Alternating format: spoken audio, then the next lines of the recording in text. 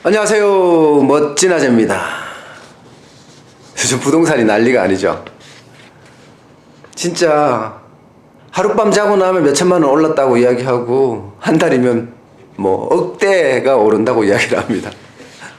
우리 같은 이 자영업자나 소상공인에게는 진짜 꿈과 같은 일이 벌어지고 있습니다. 이렇게 부동산이 난리를 치는 이유는 하나라고 합니다. 전문가들은 모두가 하나같이 정부의 강력한 규제가 문제다 이렇게 얘기를 하고 있어요. 융단 폭격 시기로 작년에만 하더라도 6차례 부동산 규제를 빵빵빵 때렸거든요. 그러니까 똘똘한 한 채, 강남에 난 한 채를 가지겠다 하는 생각들이 많아진 겁니다. 그래서 강남 집값이 폭등에 폭등을 하고 있는 겁니다. 게다가 여러분도 다 알잖아요. 올 4월부터 그 다주택자 양도세 중과제도라는 게 있잖아요. 이게 또 기름을 부었다고 이야기해요. 지금까지는 주택 보유수와 상관없이 양도세를 4%에서 6%에서 40%까지 내면 됐거든요. 근데 바뀐 제도는요, 2주택자 같은 경우는 기본세율이 10%고요. 3주택자 이상에 대해서는 기본세율이 20%예요.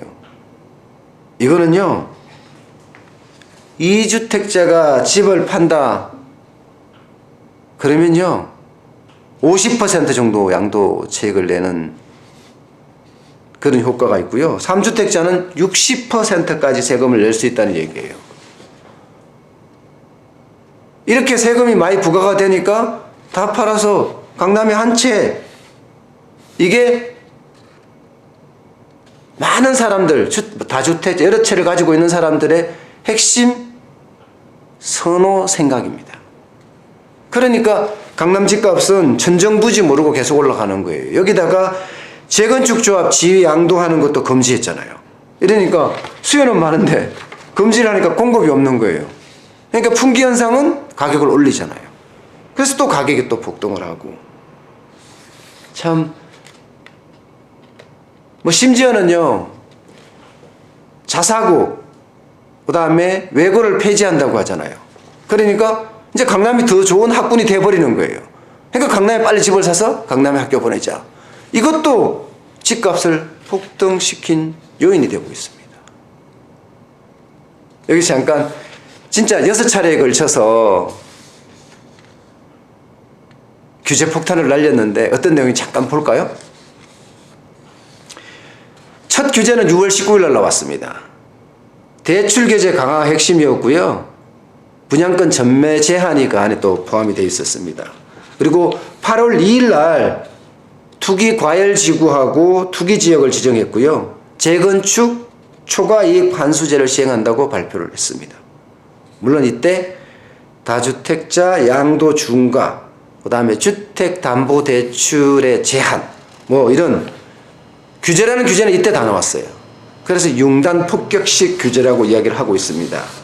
10월 24일 날은요 신DTI 총부채 상환 비율하고요 DSR 총부채 원리금 상환 비율이 도입됐습니다. 11월 29일 날은 요거는 좀 공급한다는 이야기예요. 청년주택하고 신혼희망타운을 공급하겠다. 5년간 100만 가구다. 이것도 재원에 대한 논란이 굉장히 많아요. 돈이 어딨냐, 그런 이야기죠. 12월 13일 날은요 임대주택 등록 활성화 방안을 발표를 했어요. 그러니까 다주택자는 임대주택으로 등록해서 임대사업을 해라. 그렇지 않으면 중과를 하겠다. 그런 이야기죠. 마지막으로 12월 27일 날 보유세 개편을 추진하겠다. 이렇게 이야기했어요. 거의 뭐 한 달 만에 한 번씩 정책이 펑펑펑펑 나와요. 그래도 집값은 안 바뀝니다. 초과 수익 환수제 있죠. 재건축에 대해서. 이거는 수요를 더 부채질합니다. 왜냐하면 재건축 초과 수익 환수제를 시행이 되면 강남권에 아예 주택 공급이 안 될 거다. 이런 생각을 가지고 사람들이 지금 빨리 사야지 하는 생각을 하게 됩니다. 참 정부의 규제가 역설적으로, 완전히 규제 역설이죠. 역설적으로 강남 집값을 폭등시킨 그런 결과를 초래했어요. 문제는요, 시장을 이기려고 하는 데서 문제가 발생을 됐어요. 시장은요, 절대 이길 수가 없습니다.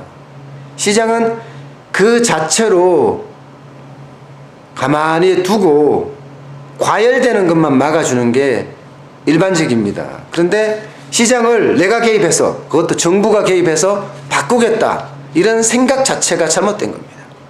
시장은 시장 원리에 철저하게 맡겨야 됩니다. 공급이 부족하다 이러면 공급을 해줘야 돼요. 강남권에 선호사장이 많다 이러면 강남에 공급을 해줘야 됩니다. 수요가 부족하다 이러면 수요가 날 수 있게끔 규제를 풀어줘야 되고요. 그런데 무조건 묶어버린다는 것은요, 오히려 시장을 왜곡시킵니다. 그 시장 왜곡은 집값 폭등으로 이어지는 거고요. 앞으로가 더 문제예요. 정부는 또 규제 카드를 만지작 하고 있습니다. 뭐 이미 고강도 세무조사 시작했잖아요, 그죠? 게다가 재건축 연한도 연장하겠다, 이런 것도 이야기를 하고 있고요. 재건축 단지에 대해서 부담금 폭탄 때리겠다. 이게 헌법에 맞는지 안 맞는지 이것도 모르고 그냥 이야기가 계속해서 하고 있을 정도예요. 규제는 능사가 아닙니다. 규제는 필요할 때, 적절히 쓸 때 시장 원리는 잘 작동하게 되어 있습니다. 앞으로도 부동산에 대한 이야기들이 규제 중심으로 아직도 나올 것 같아요. 자세히 살펴보면서 부동산이 왜 이렇게 폭등하고 우리 같은 소상공인에게는 꿈이 되었나 계속해서 한번 분석해 보겠습니다. 또 하나, 자영업자이면서 소상공인 우리에게도요, 기회가 있어야 되잖아요. 기회는 늘 존재하거든요. 투자에 대한 기회는 늘 존재하는데 단지 내가 돈이 없기 때문에 그런 일이 발생을 한다. 그러면 돈이 없는 사람들은 어떻게 투자할 수 있을까?